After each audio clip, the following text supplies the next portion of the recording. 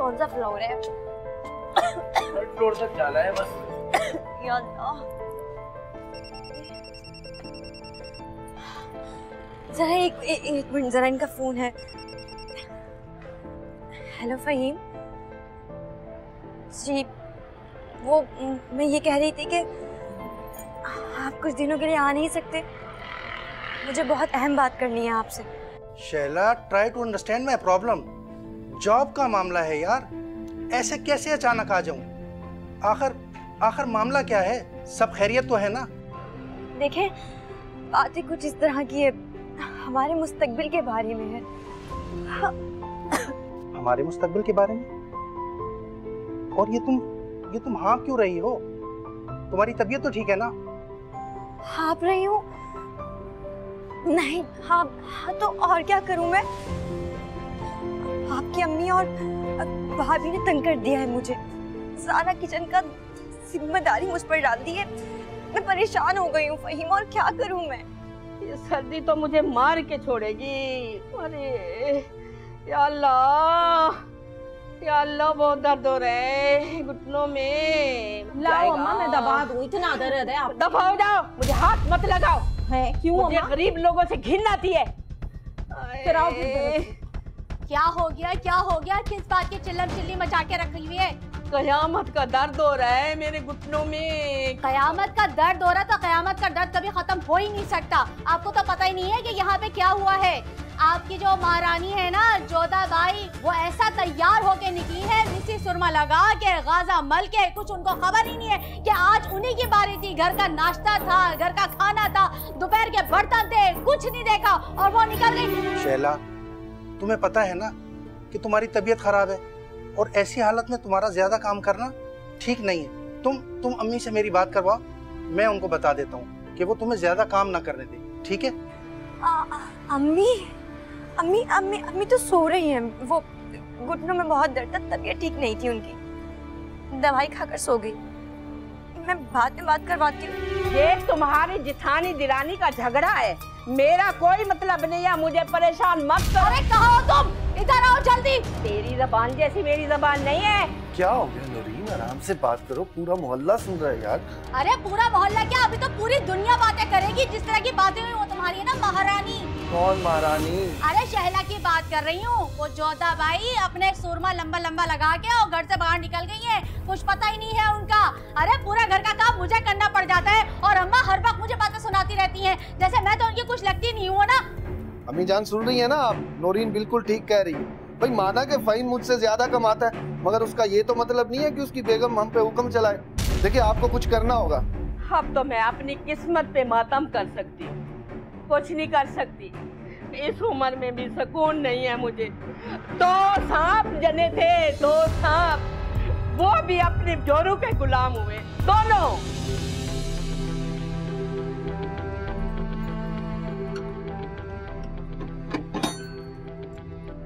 तुम फ्लैट देखोगी तो बहुत खुश होगी।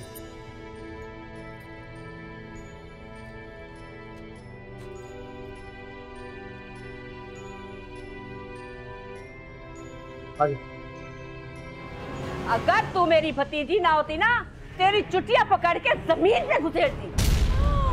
हाय! देखा ये क्या बोल रही है? मेरी चुटिया पकड़ के जमीन पे घसीट देती। अम्मी जान ये बहुत गलत कह रही हैं आप नूरीन को। देखिए उसकी बर्दाश्त देख के कितने काम करती है, उसके बाद आपका ये रवैया उसके साथ। छोड़ दे, रहने दे, कोई फायदा नहीं है ऐसे आगे बीन बजाने का। आप जाइए, मेरे दर्जी से कपड़े लेते आइएगा। और हाँ, मुझे बहुत भूख लगी है, मैं खाना वाना नहीं बनाऊंगी।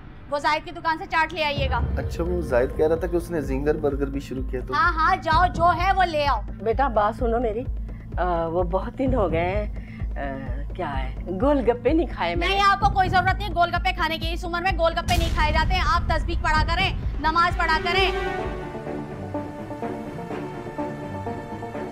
लो, तुम्हारे बेटे का ही फोन है। फ़हीम भाई, ये बताएं कि अम्मी की तबीयत तो ठीक है ना? कई दिन से उनसे बात नहीं हो पाई। हाँ वो तो बिल्कुल ठीक है। नहीं, मैंने सुबह उनको माशाल्लाह पराठे बना के दिए, 4 खा गई। नहीं चाहिए? तू झूठ बोल रही है, अभी तक मैंने नाश्ता नहीं किया। ऊपर जान ने ना ये छत पक्की बनवाई थी, वरना यही टूट के गिरती सर पे। जी भाई। लेकिन शैला तो कह रही थी कि उनकी तबीयत खराब है। और वो सो रही है? हाँ नहीं, अच्छा शैला ने, लेकिन शैला तो कुछ सुबह से घर में नहीं है, वो तो कब की गायब है। गायब है? क्या मतलब? शैला तो मुझे कह रही थी कि वो किचन में बिजी है। किचन में काम? उसे तो किचन के काम से बहुत एलर्जी है। हमने तो कई दफ़ा उससे कहा कि भाई किचन में दिलचस्पी लिया करो, खाना बनाया करो, लेकिन वो तो भाई अपनी मर्जी की मालिक है। और वो तो आज सुबह ही वो फटते ही घर से निकल गई थी। हम लोग तो खुद सुबह से परेशान है वो कहाँ गई है। तुम्हें नहीं बताया उसने? एक बात बोलूं, मैं तुम्हें धोखा दे रही हूँ। नहीं, वो मुझे धोखा नहीं दे सकती।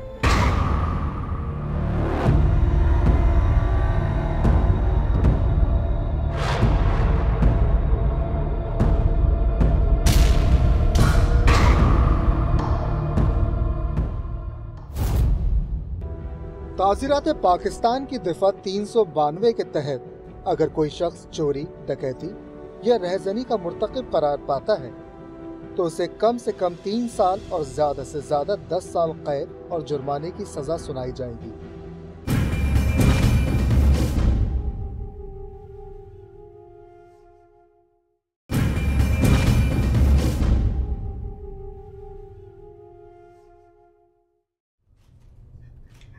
मैडम साहबा प्लीज आप मुझे यहाँ से निकलवा ले, ये लोग मुझे बहुत मार रहे। झूठ बोल रहा वकील साहबा, यही शैला कातिल है, इसी ने कत्ल किया है। मैम ये सब झूठ है, मैं उसे फ्लैट दिखाने के लिए लेके गया था। तुम बकवास कर रहे हो, इसका सारा कच्चा चिट्टा हमारे पास मौजूद है। मकतूला इसकी कजन थी, ये उससे शादी करना चाहता था, उसने इसकी मोहब्बत को ठुकरा दी, इसीलिए इसने इंतकाम लिया है। मैडम ये मुझे फंसा रहे हैं, ये लोग चाह रहे हैं कि असल कातिल छुप जाए। अच्छा मैं बात कर रही हूँ ना बेजाज, आप खामोश रहिए।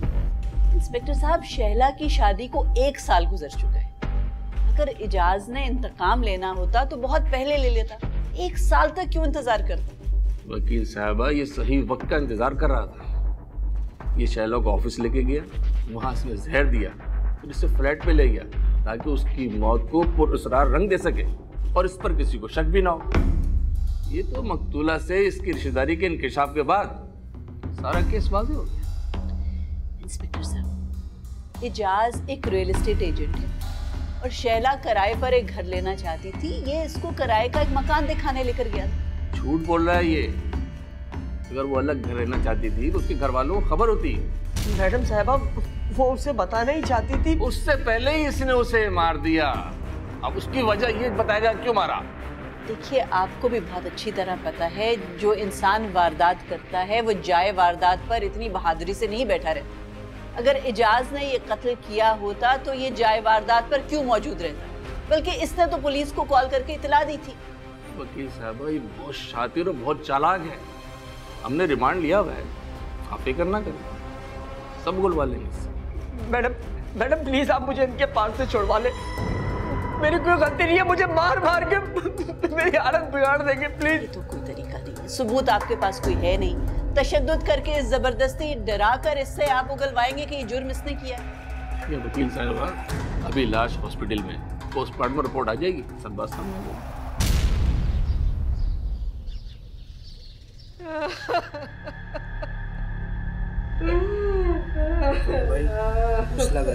हिम्मत कर, शायद अल्लाह को यही मंजूर था।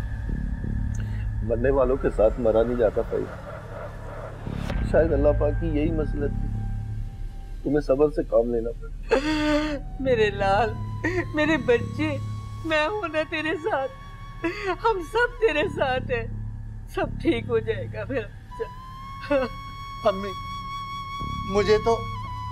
मुझे तो कुछ समझ में नहीं आ रहा कि आखिर ये सब हुआ कैसे। हाँ भाई, दुख की तो बात है, अब हम क्या कर सकते हैं।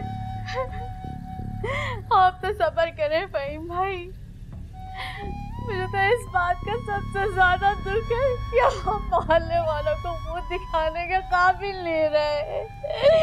किस किस के सामने जाएंगे, कौन हमें किस तरीके से देखेगा। अल्लाह मैं तो खुद देख देख के परेशान हो रही हूँ। अल्लाह भाभी खुदा के लिए ऐसी बातें तो ना करें प्लीज भाभी, प्लीज। भाई आप गुस्सा नहीं करें, क्या कर सकते हैं, हम चुप भी तो नहीं बैठ सकते। किस किस की ज़बान को रोकोगे, किस किस को मना करोगे, किस किस को चुप कराओगे? घर वालों को चुप करा सकते तो करा लो, लेकिन जो बाहर लोग बातें बना रहे हैं उनका तो सोचो।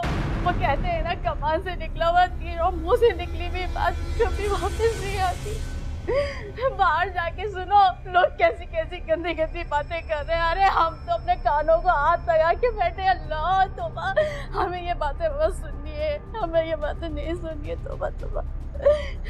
बेबी बिल्कुल सही कह रही हैं आप। आवारा औरत थी वो, अजनबी घर में अजनबी शख्स के सामने मरी। तौबा तौबा तौबा, ऐसी मौत अल्लाह पाक किसी को ना दे। बेबी आपको पता है, हमारे गांव में ऐसी ही एक बदचलन औरत थी। पूरे गांव ने उसको गधे पे बिठा के ना उसका मुंह काला करके गांव के 7 चक्कर दिलवाए थे, फिर जाके उस कलमुही को मौत के घाट उतारा था। तुम अपनी बकवास बंद करो। अरे टाइम तुझे भी अभी यही बातें करनी थी। अपने खानदान का शिजरा खोल के बैठी हुई गांव की कहानियां सुना रही है। यहाँ पे जख्म खुले पड़े, उस पे नमक छिड़क रही है, तेल लगा रही है उस पे। अरे मिर्चें लगेंगी, क्यों ऐसी बातें कर रही है? तुझे पता नहीं है हम किस हाल में बैठे हुए। अरे किस बात का सबर? अल्लाह, हम इतनी तकलीफ में। मैं तो ये सोच रही हूँ कि बाहर जाऊंगी तो बाहर जाके किसको क्या मुंह दिखाऊंगी। अरे हम तो कहीं बाहर निकलने की क्या, किसी से बात करने के रवादार भी नहीं रहे। ये सोच रहे कि आगे क्या होगा। अल्लाह, हमारी इज्जत खाक में मिल गई। किस किस का मुंह बंद करोगी बेबी आप? आपको पता है वो शम्सी खाला सुबह वो कितनी गंदी गंदी बातें कर रही थी इस घर के बारे में। तौबा तौबा, अभी तो वो दूध वाला, सब्जी वाला, दही, धोबी, हर कोई कैसी कैसी बातें करेगा। मैं तो सोच सोच के ही परेशान हूँ बेबी। बस बकवास बंद करो अपनी। नौकरानी हो ना, नौकरानी बनकर रहो और अपनी औकात के मुताबिक बात किया करो। अच्छा खासा रिश्ता था बेबी, इन्होंने इनकार किया ना, देख लिया भुगती कैसी बदनामी। अरे भाई गुस्सा नहीं करे, वो सही तो कह रही है। मैंने इन लोगों से कहा था, अरे भाई कहा था मेरी छोटी बहन शन्नी का रिश्ता ले लो। इतनी प्यारी सी है, नाजुक सी, दुबली पतली, सोम सलाद की पाबंद, सलीका मंद, शुआर इतनी कि भाई कोई देखे तो देखते ही हाँ करते। लेकिन भाई को तो शैला ही पसंद आनी थी, वही उछाल चक्का। वो बड़े बूढ़ों की मिसाल बिल्कुल सही है। वो कहते हैं ना कि गधैया पे दिल आया तो परी क्या चीज है। लेकिन भाई की आंखों पे तो बस शहरा की पट्टी बंधी हुई थी, प्यार की आंखों पे पट्टी बंधी हुई है, उसके पीछे पागल हुए जा रहे हैं। अल्लाह, हम किसको क्या कहेंगे? अरे बोलिए ना, चुप क्यों है? बोलो तो सही। भाभी बस, कुछ एहसास करें। अभी तो शहला की मैयत भी इस घर में नहीं आई है। ये कैसी बातें कर रही हैं आप? ये इन बातों का वक्त नहीं है भाभी। अभी तुम किन बातों का है वही बातें बता दो कि हम वही बातें कर ले। अरे अब तो वो बातें करने के लिए भी नहीं रहे। अब तो हम सिर्फ सब्र करके बैठ सकते हैं, चुप करके बैठ सकते हैं। नौरीन चुप हो जा, चुप हो जा। तू और तेरी इस्मत हमारे लिए अज़ाब बन गए। बेटा, अगर तू मेरा बेटा है ना, इन दोनों को ले जाओ, बाहर निकालो, वरना मैं तुम्हें दूध अपना नहीं बख्शूंगी। अरे लो, बताओ जरा, तुम्हें अपना दूध नहीं बख्शेंगी? अरे पूरी दुनिया अपनी माँ का दूध पीती है और मैं भी अपनी माँ का दूध पी के बैठी हूँ। मैं भी इस घर से नहीं निकलूंगी। मैं भी देखती हूँ कि कैसे निकालते हैं इस घर से। उसकी हरकतें नजर नहीं आ रही हैं और मेरी हरकतें नजर आ गई कि बेटे को दूध नहीं बख्शूंगी। अरे उठो, हमें तो बैठाने नहीं है, तू भी चल, उठ यहाँ से। और हाँ फहीम भाई, मेरी आखिरी बात सुन लीजिए। शहला का पोस्टमार्टम करवा के उसके मैके भिजवा दीजिएगा कि मुझे यहाँ नहीं आनी चाहिए, वहीं दफनाए। मैं भी देखती हूँ यहाँ पे कैसे उसकी मैयत उठती है। चलो उठो, चलो।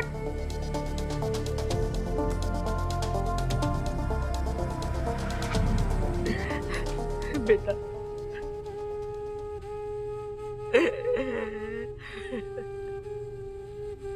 चुप हो जाइए भाई।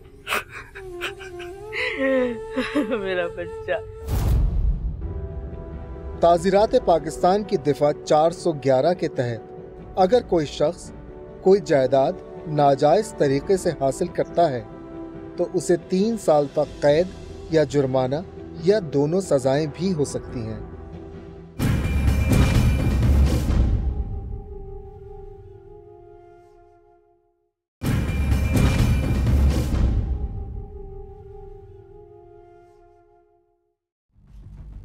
पुलिस का तो मौक़िफ़ है कि शैला अपने ससुराल में बहुत खुशबाश थी, बल्कि उसके शौहर ने भी अपने ख़ानदान की किसी फ़र्द पर शक का इजहार नहीं किया।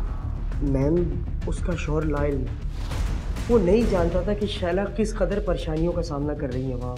उसका तो कई बार अपनी सास और जेठानी से पैसों के मामले में झगड़ा हुआ था। तो तुम्हें इन सारी बातों का किस तरह पता है और उसका शौहर कैसे लाइल था? मैम, ये तमाम बातें मुझे शैला ने खुद बताई थी, तभी वो एक अलग घर ढूंढ रही थी। मुझे ये बात समझ नहीं आ रही कि शैला तुम्हारे इस कदर करीब कैसे थी कि वो ये सारी बातें तुमसे शेयर करती थी और अपने शौहर से नहीं। मुझे सच सच बताओ, क्या तुम दोनों के दरमियान कुछ चल रहा था? क्या तुम दोनों शादी करना चाह रहे थे फिर से? जी मैम, मैं शैला से मोहब्बत करता था, लेकिन उसकी शादी के बाद हमारे तमाम राब्ते मुनक़ता हो गए थे। वो तो उसने मुझे कॉल की थी सिर्फ मकान के सिलसिले में। मैम, उसका तो कुछ दिन पहले अपनी सास और जेठानी से भी फटा हुआ था पैसों के मामले में।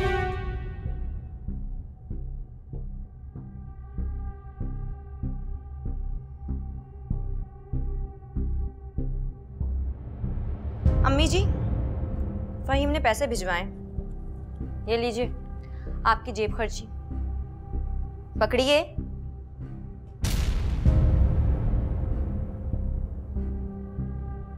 अब क्या तकलीफ हो गई है आपको? पैसे क्यों फेंक दिए? मुझसे पूछ रही हो क्या तकलीफ है? तो सुनो, तकलीफ है मुझे। कल तक मेरा बेटा मेरे हाथ में पैसे रखता था, अब तुमने अपनी मुट्ठी में कर लिया उसे। बजाय माँ के बीवी को पैसे भेजता है। अम्मी जी, आपका बेटा मेरी मुट्ठी में नहीं है। और सुनिए, ये पैसे मिल रहे हैं ना, तो शुक्र कीजिए, कल को ऐसा ना हो कि ये भी बंद हो जाए। शैला, क्या हो गया है? अब इस घर में ये सब कुछ भी होगा? अफसोस। भाभी, आप ये जलती हुई पर तेल छिड़कना बंद कीजिए। मैंने अगर तेल छिड़का होता ना, तो अभी तक तुम यहाँ जिंदा नहीं खड़ी होती। मैं तो सिर्फ तुम्हें ये बताने आई थी कि इस्मत ने सब्जी काट दी है, आके खाना पका लो, क्योंकि आज तुम्हारी बारी है। जानती हूँ मैं कि आज मेरी बारी है। और सुनिए, ये हुक्म ना आप किसी और पे चलाया कीजिए, मुझ पर नहीं। जलने की बू आ रही है। जले मेरी जूती।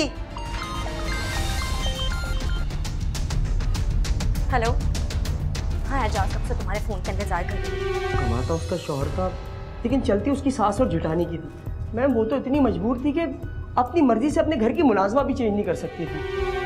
अरे निकाल दे। उस दिन मैंने इससे कहा कि मेरे सर में से निकाल दे जुए, तो कह रही है कि है मेरे तो सर में खुद कीड़े पड़े हुए, मैं कैसे कहाँ से निकाल दूँ। कहा भी था आपसे मत ज्यादा इस्तेमाल किया करें उसका तकिया। देखा नहीं, खटमल बराबर की जुएं डाल दी आपके सर में। कसम खुदा का जन्म जली, क्या कहा था तुझसे कि मेरे कमरे की अलमारी सेट कर दे, सारी नोट डाली तितर बितर कर दे। अरे इस्मत, ये तुमने क्या किया? बिल्ली की तरह जाके इसका कमरा भी खेड़ दिया। देखो शहीमारू को कितना गुस्सा आ रहा है ना। बेबी, मैंने समेटा था, फैलाया थोड़ी था इसका कमरा।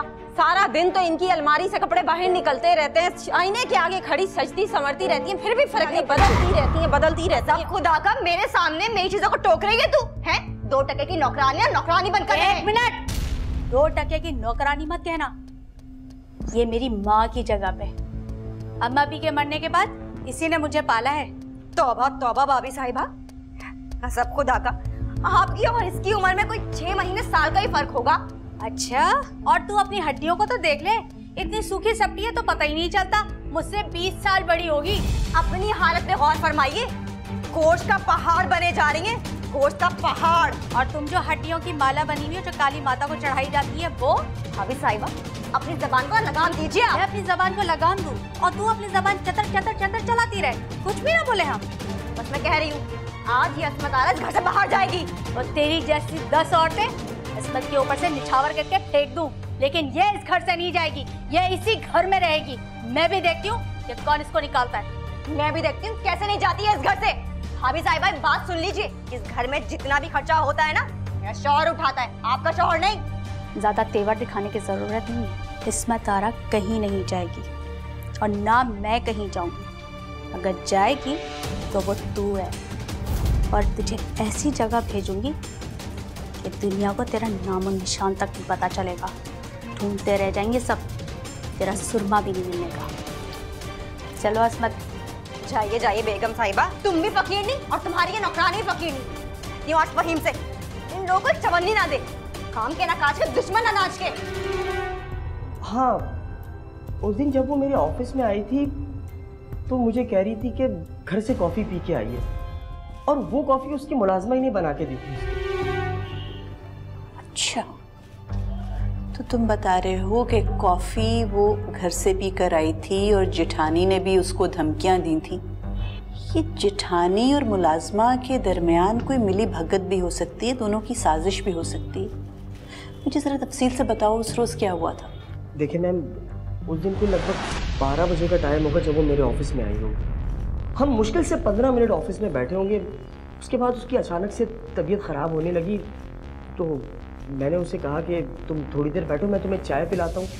मैंने चाय मंगवाई, उसने चाय पी, लेकिन वो बार बार जिद कर रही थी कि मुझे बस किसी तरीके से पहले घर दिखा दो, फिर चल लेना।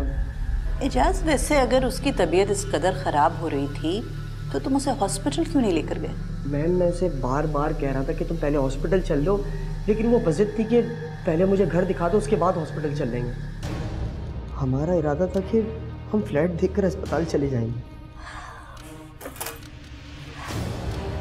किचन तो बहुत अच्छा है। यार तुम कितनी जिद्दी हो, हमारी तबीयत इतनी ख़राब हो रही है, मैं तुम्हें कह भी रहा हूँ कि पहले अस्पताल चल लो, फिर घर देख लेना। चलो हम अस्पताल चलते, फिर तुम्हें। हेलो जी फरहान भाई। हेलो, आपकी आवाज़ थोड़ी कट रही है। हाँ, वो यहाँ सिग्नल्स का मसला है। आप एक मिनट होल्ड करें, होल्ड।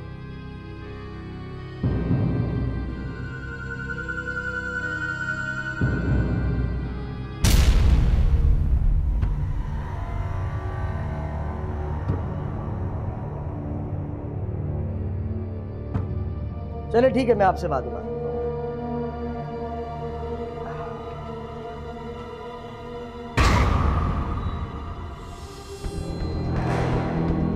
शैला, शैला,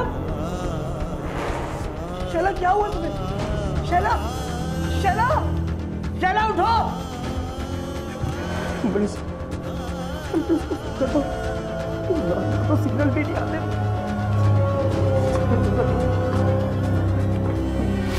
लेकिन मैं बहुत परेशान हो गया हूँ। इन लोगों ने मेरा जीना आराम कर दिया। अब तो ये हाल हो गया कि मुझे टॉर्चर कर रहे हैं कि तुम 5 लाख रुपए दो और किस केस से अपना नाम हटा लो। मैम, आपको पता है स्टेट का काम कोई इतना बड़ा थोड़ी है। प्लीज़ आपसे गुजारिश है, मुझे इस केस से आज़ाद करें। मैंने कुछ भी नहीं किया, आपके सामने है सब कुछ। पुलिस वाले तुमसे रिश्वत मांग रहे हैं? जी मैम। इंटरेस्टिंग। अगर पुलिस वाले तुमसे पैसे मांग रहे हैं तो उसका मतलब है कि उनके पास तुम्हारे खिलाफ कोई खास सबूत नहीं है। उनको भी पता है कि उनका केस वीक है। ताज़ीरात पाकिस्तान की दफ़ा 413 के तहत कब्जा की हुई जायदाद की खरीदो फरोख्त की पादाश में उम्र कैद या 10 साल तक कैद और जुर्माने की सजा हो सकती है।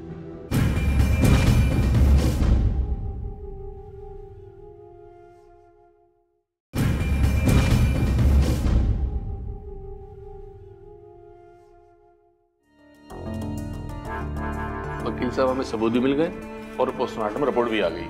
दिखाएं क्या बयान कर रही है ये।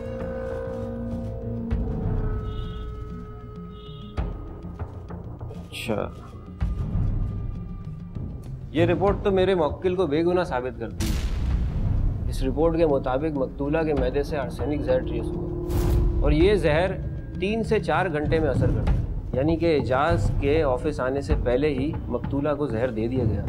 वकील साहब, ये आप हातमी तौर पर नहीं कह सकते। हो सकता है मुल्जिम ने ज्यादा मिकदार में जहर दिया जिससे उसकी मौत 1 घंटे बाकी हो गई। मुल्जिम के बयान के मुताबिक मकतूला ने वहां भी चाय पी। हाँ, चाय वाले से मैं मिल चुका हूँ। हाँ साहब, मैं ही चाय लेकर गया था और एजाज भाई के यहाँ मैं ही चाय लेकर जाता हूँ।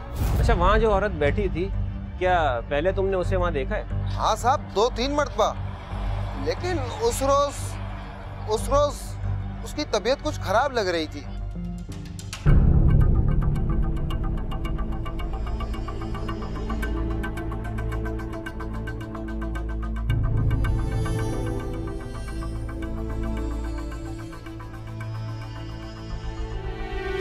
अच्छा, चाय कौन बनाता है?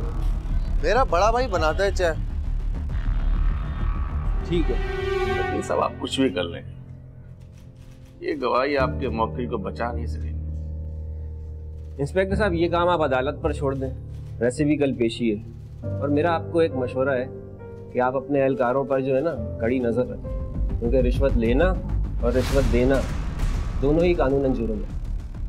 खैर, मेरा ख्याल है अब आपको मकतूला के घर का रुख करना चाहिए, शायद आपको कातिल का कोई सुराग मिल जाए। इजाज़त दें मुझे, और थोड़ा सा आप भी काम कर लें। ठीक है। इस्मत, तुम पता नहीं किस तरीके की सफाई करते हो, मेरी समझ से बाहर है। देखो जरा। फाइन, ये इंस्पेक्टर साहब क्या कर रहे? देखो इंस्पेक्टर साहब, मैं आपको बाहर बता चुका हूँ, यहाँ पर कोई कातिल नहीं है, आपको बहुत बड़ी मिस्टेक हो गई। मकतूलों को नाश्ते में काफी में ही जहर दिया गया था।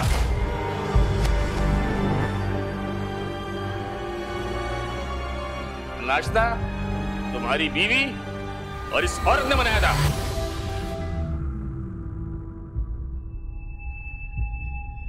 तो ये शैला अपनी जिंदगी में भी इसने मेरी जिंदगी अजाब कर रखी थी, और अब मरने के बाद भी मुझे अज़ियत दे रही है ये। तुम अपनी बकवास बंद रखो। अम्मी, कितनी बार इससे कहा है कि हमारे घरेलू मामलात में दखल अंदाजी ना किया करे, मगर ये बाजी नहीं आती। लेकिन इंस्पेक्टर साहब, आखिर भाभी नौरीन शैला को क्यों कत्ल करेंगी? ऐसी तो कोई दुश्मनी नहीं थी इनके दरमियान। रहीम साहब, या तो आप हकीकत से बेखबर हैं या जानबूझकर नजरअंदाज कर रहे हैं। आपकी बीवी शैला की ससुरालियों से शदीद इख्तलाफात थे और वो अलग घर लेना चाहती थी। इंस्पेक्टर साहब, कोई अलग घर नहीं लेना चाहती थी, हम यहीं पर खुशी खुशी रह रहे थे। और रही बात इख्तलाफात की, तो इख्तलाफात किस घर में नहीं होते? अब इख्तलाफात को लेके कोई किसी का कत्ल कर देगा, वो भी अपने सगे रिश्तेदार का। बकवास बंद करो अपनी, हमें सब पता है कत्ल होते ही इख्तलाफात की वजह से हैं। तुम्हारी बीवी ने तो शैला को जान से मारने की धमकी दी थी। नहीं, मैंने उसको जान से मारने की धमकी नहीं दी थी, वो तो गुस्से में बोल दिया था, क्योंकि वो मुझसे लड़ाइयाँ करती रहती थी। मैंने कभी उससे कुछ नहीं कहा। फाहिम भाई, मैं सच कह रही हूँ, वो हर बात में मुझसे झगड़ती थी कि तुमने ये काम गलत कर दिया, तुमने ये काम गलत कर दिया। मुझे नौकरानी कहती थी, मुझे फकीर नहीं कहती थी कि तुम्हारी औकात नहीं है मेरे सामने खड़े होने की। मेरी हर चीज़ मेन में निकालती थी। मैंने ऐसा कुछ नहीं किया। अम्मा मेरी बात सुने। अम्मा मेरी बात सुने, मैंने उसको नहीं मारा, मैं सच कह रही हूँ फाहिम भाई, मैं सच कह रही हूँ, मैंने उसको नहीं मारा, मैं झूठ नहीं बोल रही। मेरी बात सुने, मुझे बचा ले अम्मा, प्लीज मुझे बचा ले। हाँ बेटा, जिठानी दिरानी के रिश्ते ऐसे ही होते हैं। इसका मतलब ये तो नहीं है कि ये ऐसा करें। तुमने गुस्से में कहा था या धमकी दी थी? इसका फैसला हम थाने में करेंगे, गिरफ्तार करोगे सबको। मैं नहीं जाऊंगी थाने में। नहीं, मुझे नहीं जाना थाने। नहीं भाई, मैंने कुछ नहीं किया, मुझे नहीं जाना। मेरी बात सुनो, देखो कुछ नहीं किया, मैं सच कह रही, मेरी बात सुनो। अरे क्या कर रहे हैं आप? मुझे मेरी बात सुनो, नहीं जाना। अच्छा, तो नौरीन को पुलिस ने छोड़ दिया है और उनके घर की मुलाजिमा को पकड़ लिया। देखिए ना नरगीर साहब, ये एग्जीक्यूटिव फ्लोर है, आप यहाँ पर तमाशा नहीं क्रिएट करें। सिर्फ एक मिनट आप बैठ के मैं आपको बात समझा दूंगा। अरे मैं एक मिनट वकील साहब से बात करके चला जाऊंगा, टाइम नहीं लूंगा, बस एक मिनट बात करके चला जाऊंगा। मेरी बात क्यों नहीं समझ रहे हैं? एक सेकंड होल्ड कीजिए। क्या शोर है? एक बात कर रही हूँ। एग्जीक्यूटिव फ्लोर है, आप बात तो समझे ना कि शहरियार क्या हो रहा है ये? मैडम, बात समझने की कोशिश ही नहीं कर रहे। कौन है आप? वकील साहबा मेरी बीवी बेकसूर है। वकील साहबा, मेरी बीवी ने कुछ नहीं किया। कौन है आप? क्या मसला है आपका?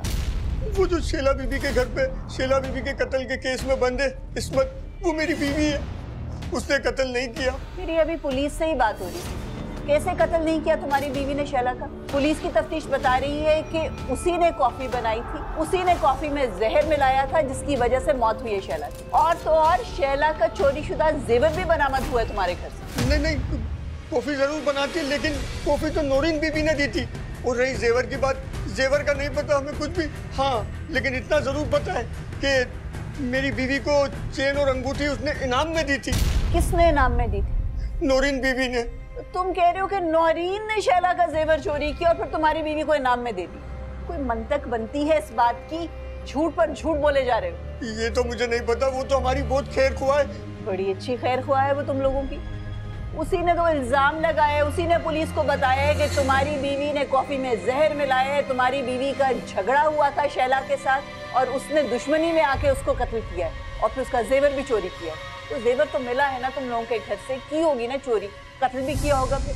प्लीज वकील साहबा, सिर्फ एक बार मिलने अल्लाह आपको इसका अजर देगा। मैं हमेशा दुआएं करूंगा आपके लिए वकील साहबा, सिर्फ एक बार। हम बहुत गरीब है, हमारी कोई उम्मीद नहीं कहीं से। देखो, पोस्टमार्टम की रिपोर्ट से यही पता चलता है कि जो कॉफी शैला ने पी थी जहर उसी में मिला हुआ था और हमारी मालूमात के मुताबिक वो कॉफी तुमने बनाकर दी थी। जी मैडम, वो कॉफी तो मैंने ही बनाई थी, मगर उस कॉफी में जहर मैंने नहीं मिलाया था। अच्छा, तुमने नहीं मिलाया जहर कॉफी में, तो फिर किसने मिलाया होगा? नौरीन? नौरीन ने तो जो कुछ मेरे साथ किया ना, उसके बाद तो मेरा उस पर से भरोसा ही उठ गया। लेकिन जब मैंने वो कॉफी बनाई उस वक्त तो नौरीन गुस्ल खाने में थी। मैं अच्छी तरह मुझे याद है कि उसको तौलिया मैंने ही दिया था। वैसे क्या ये शैला का रोजाना का मामूल था कि वो सुबह कॉफी पीती थी? सबको पता था ये? जी, घर में उसके अलावा कॉफी और कोई पीता ही नहीं था। उस मोहतरमा के तो शौक ही निराले थे। तौबा तौबा, बड़ी झगड़ालू औरत थी वो। मगर फिर भी खुदा की कसम मैंने उसको जहर नहीं दिया, ना ही कभी मैंने उसको मारने का सोचा। अल्लाह जाने कौन कर गया ये सब। तो घर वालों को पता था कि सिर्फ शैला ही सुबह रोजाना कॉफी पीती है और उसका मग भी अलग है। कौन कौन था उस रोज घर में और तुम्हारे ख्याल में उसको जहर कौन दे सकता है? उस वक्त तो बस नौरीन, शैला और रशीदा बाजी थे। यार रात वो आफिया आई थी। आफिया रशीदा की बेटी? जी हाँ, वही। मगर हाँ, उस रात शायद कुछ हुआ था। क्या? बहुत रात हो गई थी और मैं घर समेट रही थी, जब भी मुझे बातें करने की आवाज आई।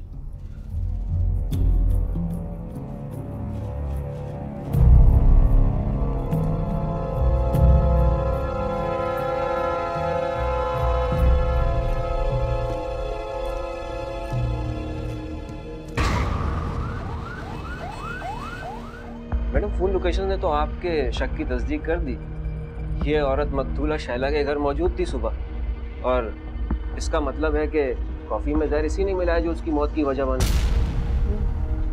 और शुरू में इसने झूठ बोला था। इब्तदाई बयान में इसने कहा था कि मैं तो वहाँ मौजूद ही नहीं।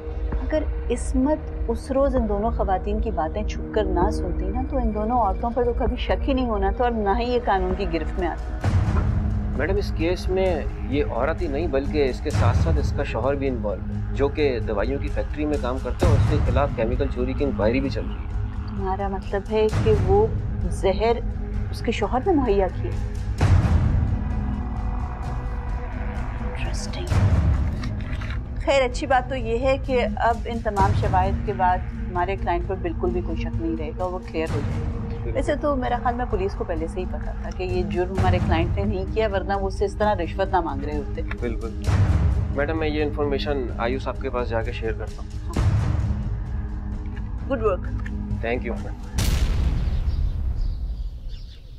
बेटा, मेरे सारे कपड़े वगैरह रख लिए, चादर भी रखो ना। रख ली चादर? सारे कपड़े रख दिए अम्मी, चादर ये रही और थर्मस भी ये रहा, ऐनक भी रख दिए। आप बिल्कुल बेफिक्र हो जाइए। फाइन भाई, आपने ये बहुत बड़ा काम किया जो अम्मी के घुटनों का ऑपरेशन करवाया, और मैंने तो सुना है इस इलाज पे बहुत ज्यादा खर्चा आता है। अरे पगले, महंगा है तो क्या हुआ, मेरी माँ की जिंदगी से बढ़कर तो नहीं है ना। मेरे लाल, मेरे बच्चे, देखना मेरे घुटने ठीक हो जाएंगे ना, तेरी शादी में कैसे नाचूंगी मैं। अम्मी, हम ढोलकी भी रखेंगे और खूब सारा जश्न भी करेंगे भाई। जश्न मनाने में इतनी जल्दबाजी मुनासिब नहीं। इंस्पेक्टर साहब, आप यहाँ पर सब खैरियत तो है? जी जी, सब खैरियत है। हम शैला के कातिल गिरफ्तार करने आए। लेकिन आपने तो शैला का कातिल गिरफ्तार कर लिया था ना? हाँ इंस्पेक्टर साहब, किस्मत ने ही शैला का कत्ल किया था और शैला के जेवरात भी तो उसी ने चुराए थे ना। फहीम साहब, मैं आपको सदमा तो नहीं देना चाहता, लेकिन हकीकत यही है कि आपकी बीवी का कत्ल आपकी मुलाजमा ने नहीं बल्कि आपकी बहन आफिया ने किया।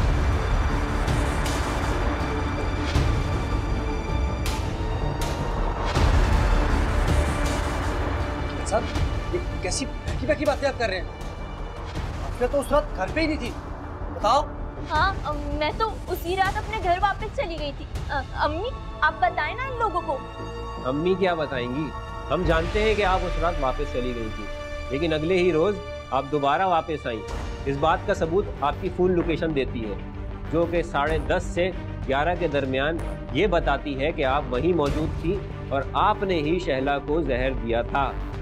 साहब, आप मेरी बीवी पर इल्जाम लगा रहे हैं। चिल्लाओ मत, तुम भी इस जुर्म में बराबर के शरीक हो। तुम ही ने जहर चुरा के लाके इसको दिया था। अब में आने से कोई फायदा नहीं, हमें आपकी हकीकत भी पता है। आपकी कंपनी में आपके खिलाफ ही केमिकल चोरी की इंक्वायरी चल रही है ना। लेकिन इंस्पेक्टर साहब, आखिर ये सब हो क्या रहा है? मेरी तो कुछ समझ में नहीं आ रहा।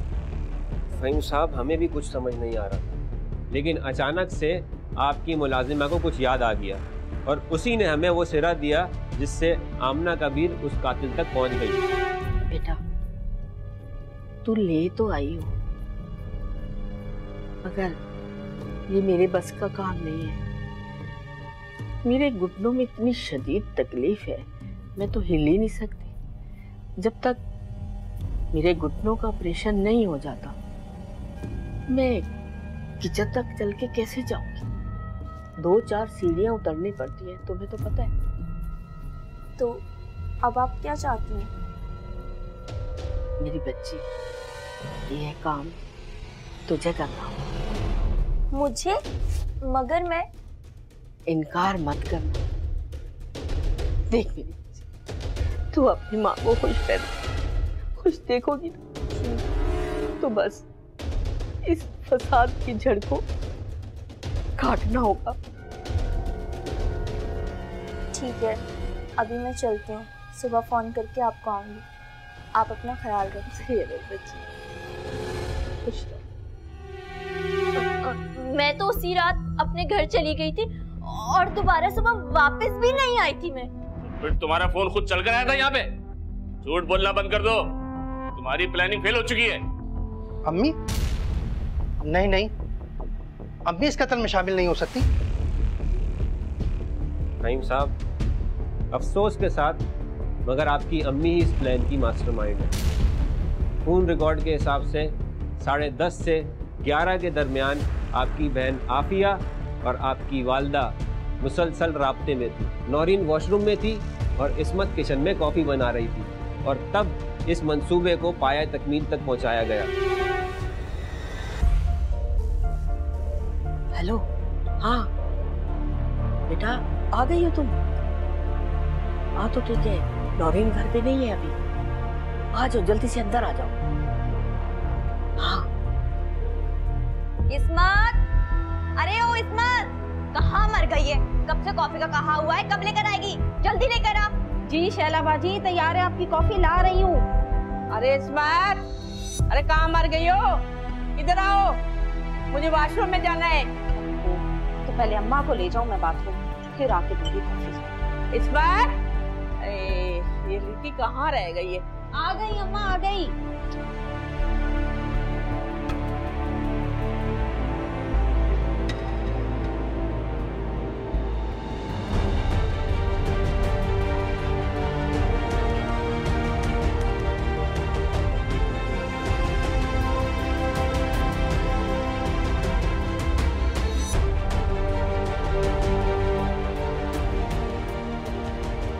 शैला बाजी को कॉफी दे दूँ मैं।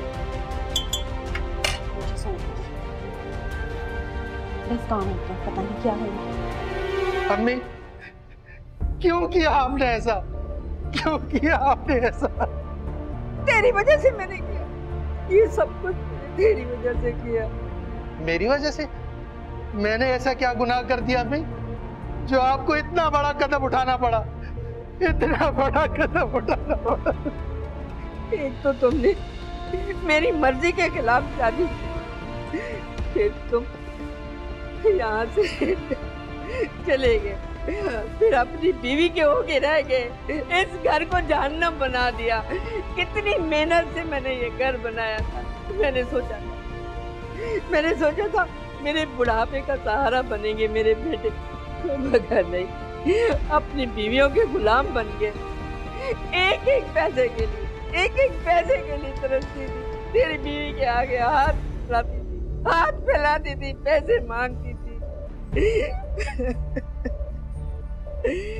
मैं सब कुछ सब्र कर रही, सब कुछ सब्र से गुजार रही थी। मगर जब मुझे पता चला तो उसको मकान अलग लेकर दे रहे, वहीं पे जाकर रहे। बर्दाश्त नहीं हुआ मुझसे बर्दाश्त। मैं नहीं कर पाई बर्दाश्त, मैंने ये कदम उठाया इसलिए। अम्मी और क्या करती, इस हालत में भी उसके हाथों जलील होती। बदतमीजी और खुदसरी ने ये करने पर मजबूर कर दिया। मैंने ही उसकी कॉफी में जहर मिलाया था ताकि हम उसे अपने रास्ते से हटा सके।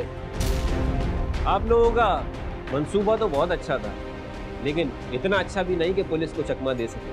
अब आप तीनों का ठिकाना जेल है। इंस्पेक्टर साहब, गिरफ्तार कर लें। अभी आ जाए, लगाए हथकड़ी ने, गिरफ्तार करें इनको। वकला की बहस और मुल्ज़िमान के एतराफ़ जुर्म के बाद ये अदालत इस नतीजे पर पहुंची है कि मकतूला शैला फ़हीम को उसकी सास रशीदा अहमद और नंद आफिया वक़ास ने मंसूबा बंदी से जहर देकर कत्ल किया।